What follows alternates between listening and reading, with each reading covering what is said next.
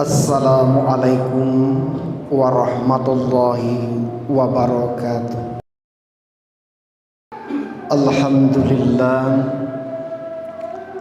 alhamdulillahilladzi nawwiru qulubana binuril ma'rifati wal yaqin wa adkhilna ma'al awliya'i was solihin. Asyhadu an la ilaha illallah wahdahu la syarikalah wa asyhadu anna Muhammadan abduhu wa rasuluh la nabiyya ba'dah.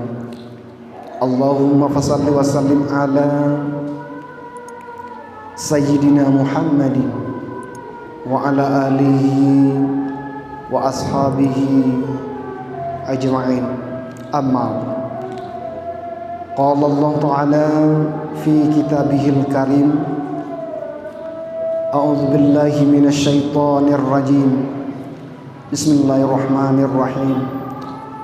Wallahu akhrajakum min butuni ummahatikum la ta'lamuna syai'an wa ja'alakumus sam'a wal absara wal af'idah la'allakum tashkurun. Shadaqallahul azim.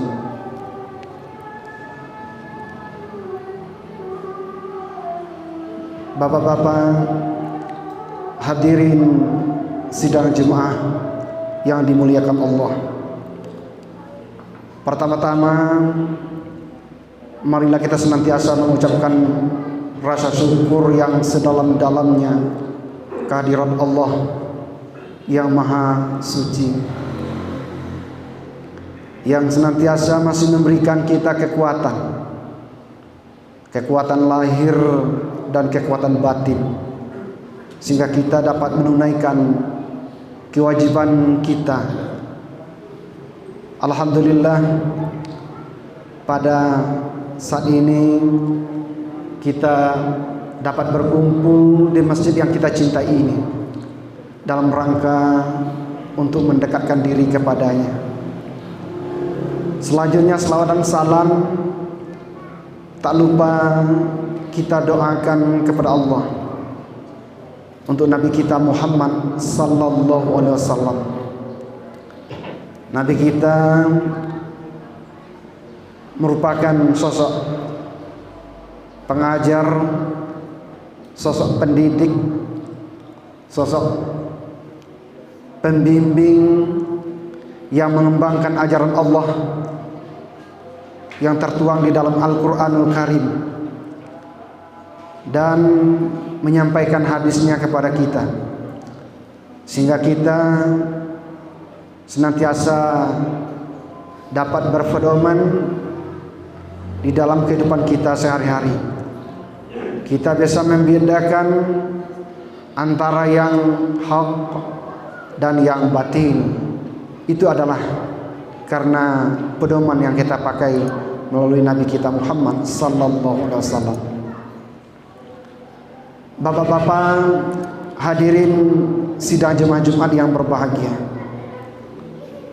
khatib akan memberikan tema khutbah kita Jumat ini adalah istighfar adalah jalan kembali kepada fitrah.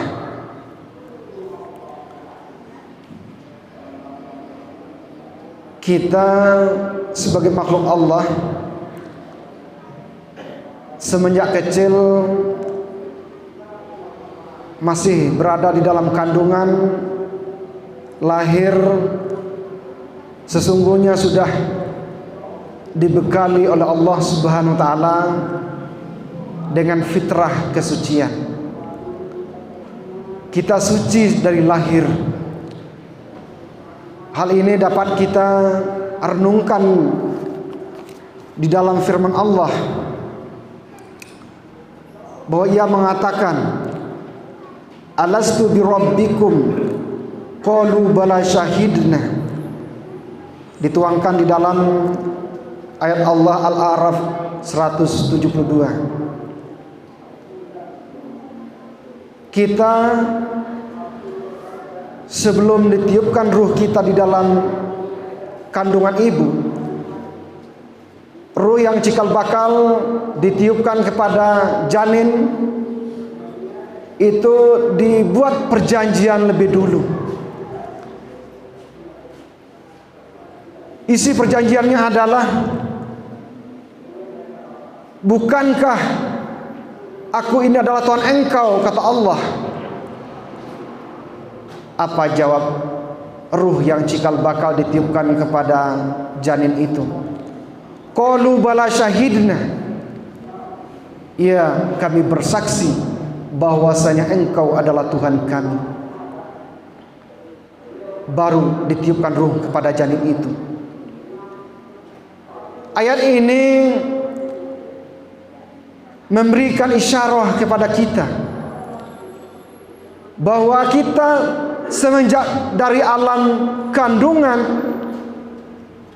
lahir kecil dan tumbuh berkembang menjadi besar, sesungguhnya telah membawa fitrah, telah membawa kesucian yang sudah dititahkan Allah kepada kita untuk memakainya. Lalu seiring dengan tumbuh dan besarnya kita, disitulah kita sering terkecoh oleh pandangan, terkecoh oleh pendengaran, terkecoh oleh olah pemikiran kita, terkecoh oleh keyakinan kita, terkecoh oleh amalan kita, yang membuat kita menjadi tercela, sehingga kita menjadi kotor, sehingga kita menjadi berdosa. Potensi yang seperti ini memang sudah dititahkan oleh Allah di dalam firman-Nya. Di dalam surah Asy-Syams ayat 8 itu diungkapkan, fa'alhamaha fujuraha wa taqwaha. Allah mengilhamkan dua jalan kepada manusia. Pertama adalah jalan kefasikan, jalan keingkaran, dan yang kedua adalah jalan ketakwaan atau jalan keimanan. Tinggal kita memilih jalan mana yang harus kita pakai di dalam kehidupan ini. Disitulah Allah Subhanahu wa ta'ala membekali kita dengan akal pikiran. Ternyata akal pikiran yang dibekalkan kepada manusia itu ternyata sungguh memiliki arti penting. Ialah yang membedakan antara yang hak dan yang benar secara logika, secara rasional.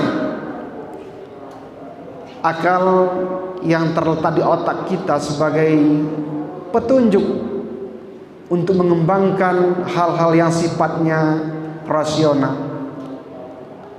dan akal yang terletak di akal hati kita yang seringkali disebut dengan akal intuitif, itu hanya diberikan untuk menangkap sinyal-sinyal yang kuat yang tidak tertangkap oleh indera kita. Akal intuitif itu mampu menangkapnya. Ini jalan dan sekaligus sebagai sebuah alat yang dipergunakan dalam membedakan mana yang hak dan yang batil dalam kehidupan kita ini. Jadi tidak heran kita bisa menemukan masih ada orang-orang yang tercela. Karena itu adalah jalan Allah yang dititahkan kepada kita untuk kita pakai dan kita jauhkan darinya. Kita senantiasa menjaga bagaimana jalan yang kita miliki di dalam diri kita itu adalah jalan ketakwaan, jalan keberimanan. Inilah pilihan kita. Inilah yang kita pakai dari kehidupan awal sampai ke akhiran kehidupan kita ini. Memang dunia ini adalah dapat mengecoh kita, dapat menipu kita. Indah dunia, Orang mengatakan seperti fata morgana yang terlihat sungguh menawan. Wajar-wajar saja kalau ada yang tergoda kepada dunia ini, yang membuat dia menjadi tercela, yang membuat dia menjadi binasa karena keindahan dunia ini, yang akhirnya dia akan berdosa. Maka tidak ada jalan lain menghapus, membuang dosa yang ada di dalam kita itu adalah dengan cara beristighfar.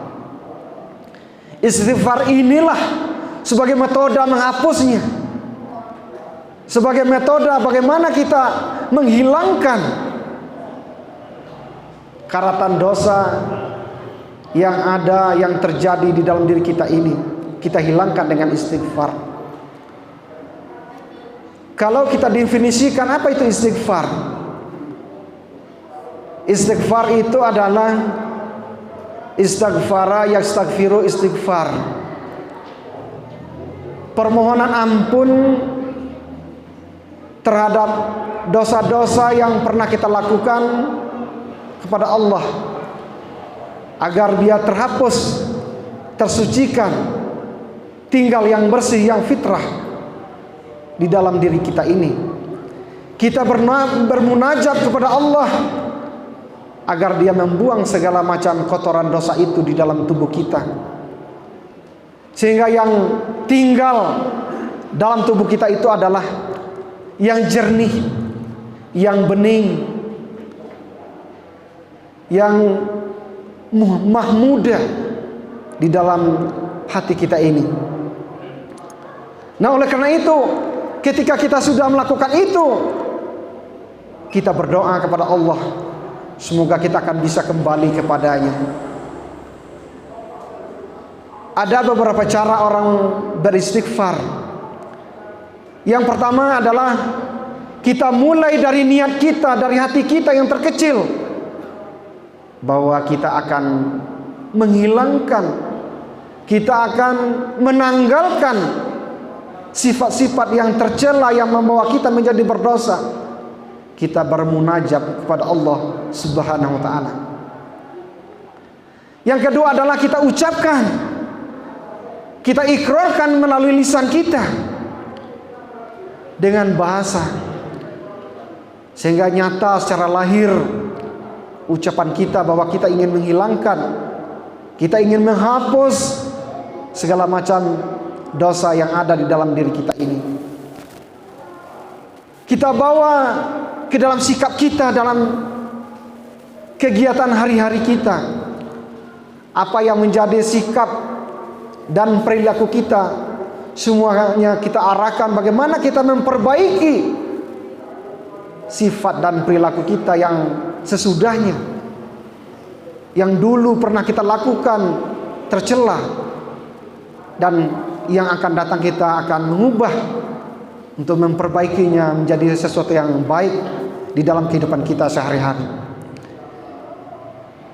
Lafazkanlah istighfar itu sedalam-dalamnya ke dalam diri kita, dengan kalimahnya adalah Astaghfirullahalazim, Astaghfirullahalazim, sedalam-dalamnya ke dalam diri kita, biar dia lebur, biar dia masuk ke dalam relung-relung hati kita dan dapat menghancurkan segala macam dosa kita itu. Itulah bentuk dari istighfar. Istighfar ternyata bisa diikuti dengan tobat. Tobat adalah salah satu bentuk keyakinan kita, kesadaran kita, sikap dan perilaku kita untuk kembali kepada nilai fitrah. Ketika kita sudah menghapus segala macam dosa kita dengan istighfar, maka yang tinggal di dalam kolbu kita itu adalah yang bening, yang fitrah, yang suci. Itulah sebagai potensi kita untuk bisa bertobat kepada Allah. Taubat itu adalah tabayatubu taubatan, dan sering disebut dengan taubat. Artinya adalah kembali kepada nilai fitrah, kembali kepada jalan kebajikan. Disinilah kita melakukan keindahan-keindahan di dalam amal kita. Kita akan menghias diri ini dengan segala macam amalan-amalan thayyibah, amalan-amalan yang dapat menyuburkan kebajikan kita dalam diri ini. Kita indahkan dengan banyak berzikir, kita indahkan dengan banyak sholat sunnah, kita indahkan dengan perkataan-perkataan yang sopan, yang santun, kita indahkan dengan sikap dan perilaku yang baik, sehingga tiada waktu yang kita lalui itu adalah kecuali dengan kebaikan di dalam kehidupan kita ini sehari-hari. Kalau dua ini kita sudah lakukan, dua yaitu antara istighfar dan taubat, maka kita akan mendapati jiwa yang bersih. Jiwa yang bersih itu adalah jiwa yang memang betul-betul kesadarannya kembali kepada Allah. Semua yang lahir ini adalah permainan semata, hanya permainan semata, bukanlah yang hakiki. Yang hakikinya itu adalah jalan kembali kepada Allah. Di dalamnya ada zikir yang bisa mengembalikan kita kepada Allah Subhanahu wa ta'ala. Jiwa yang kita pupuk, jiwa yang kita indahkan dengan segala macam amalan-amalan yang baik itu, ternyata dapat membuka pintu rahmat Allah, dapat membuka pintu maghfirah yang lebih terbuka lagi dari Allah Subhanahu wa ta'ala. Kalau ini memang benar-benar tumbuh, memang benar-benar hadir di dalam diri kita ini.